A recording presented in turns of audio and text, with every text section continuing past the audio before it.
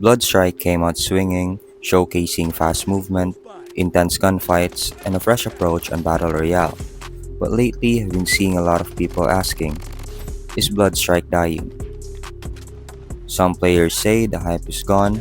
I've been playing this game way before the global release, and to be honest, the excitement that I once had for this game is not the same. Others think the devs aren't doing enough, and some are still grinding like nothing's changed. So, what's the truth? Are the player numbers dropping? Are the updates keeping up? And most importantly, is Bloodstrike really on its way out, or are we just overreacting?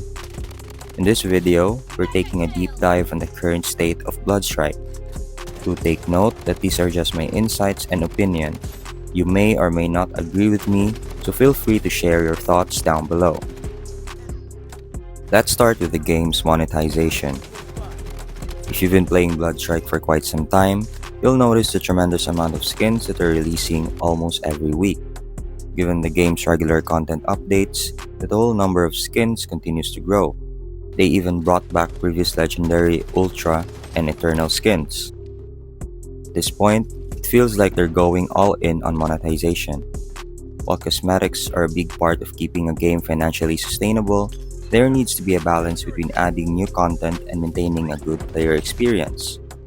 If they flood the game with skins but neglect gameplay improvements, balance updates, or community engagements, it could make the game feel less rewarding for players.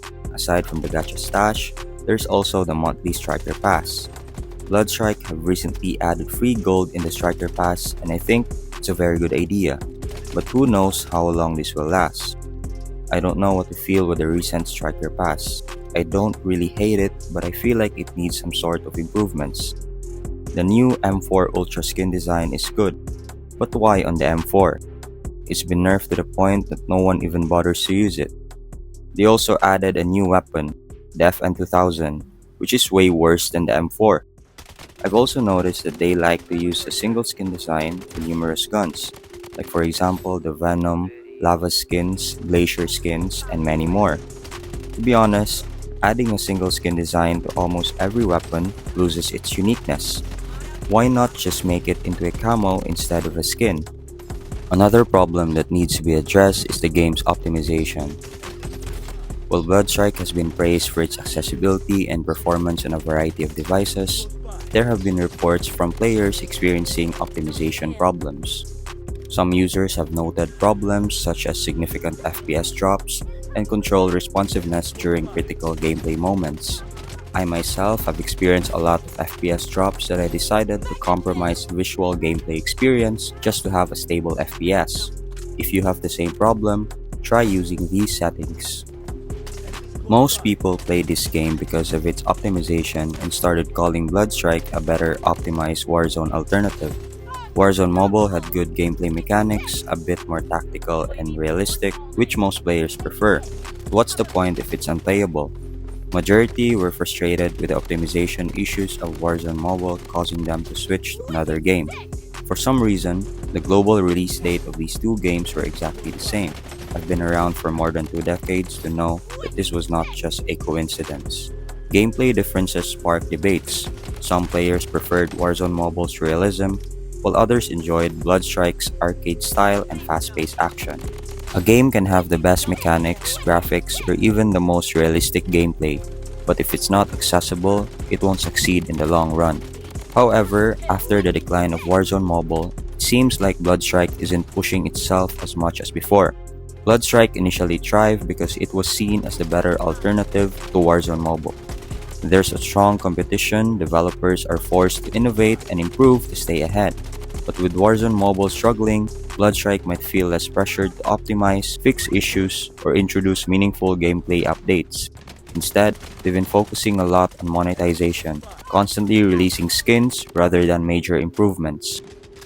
There's not much content in the game, and at this point, it's all becoming repetitive. Once you've mastered the mechanics and map rotations, the gameplay loop can start feeling predictable. Same fights, same strategies, and same meta weapons. There's not much content in the game aside from the previous events like the Payday, Big Head, Zombie mode, and the new Sniper mode. To be honest, only the Payday mode stood out the most from all of these events. Zombie mode was extremely chaotic to the point where it significantly impacted FPS performance. There's also few guns and strikers that you can choose from. The recently added gun and striker, the FN2000 and kinda, are a bit disappointing. If you hop into a game, majority of the strikers you'll see are all Zero, Emma, and Nova. There's a total of 15 strikers, but less than half of them are the only decent ones. Our noble and reputation coins are just gathering dust since there's nothing to spend them on. I wish they would add something that would shake the whole community, like a new map or permanent game mode. Because if they don't bring new maps, game modes, or balance changes, people will eventually move on. Another problem that needs to be addressed is the matchmaking system. I don't know if I'm the only one who has experienced this, but why does Bloodstrike always pair me up with bot teammates? This is also one of the reasons why sometimes I prefer to go solo versus solo, but it also has another problem: longer matchmaking time. It takes an average of around 3 minutes just to find a single match. I'm in Asia server, and this server is supposed to have more players than other servers. One thing that I also notice in solo lobbies is that most of my opponents are always the same. Is this a sign that players are significantly dropping? In solo lobbies, it's supposed to be all solo players, right? But why are there players teaming up with each other? This is very alarming and disappointing.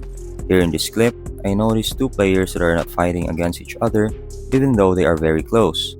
This is not normal in a solo versus solo lobby. I observed the kill notifications and I saw names that are identical to each other. If this was just a coincidence, then there's no problem. But if this was intentional where players try to queue at the same time just to be in the same lobby, then this is very messed up. I remember I reported some suspicious players and they get banned. The report system in Bloodstrike actually works, so if you find someone suspicious, try reporting them, remember their names, and see if they get banned.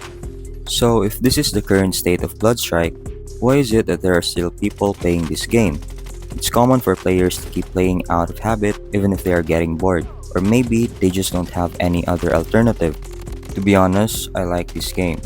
I started uploading on my channel a year ago about Bloodstrike videos and gameplays. It's a bit sad that the excitement that I once felt for this game is no longer the same.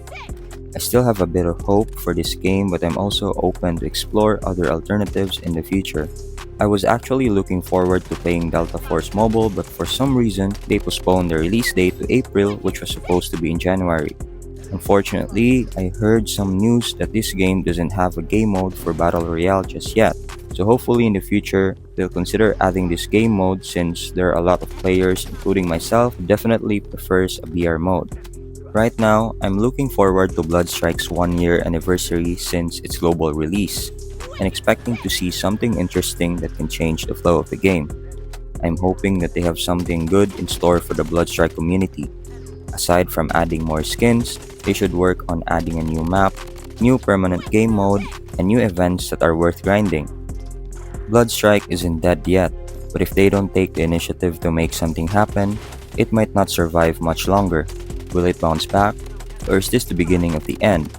Let me know your thoughts down below and I'll see you in the next one. Peace.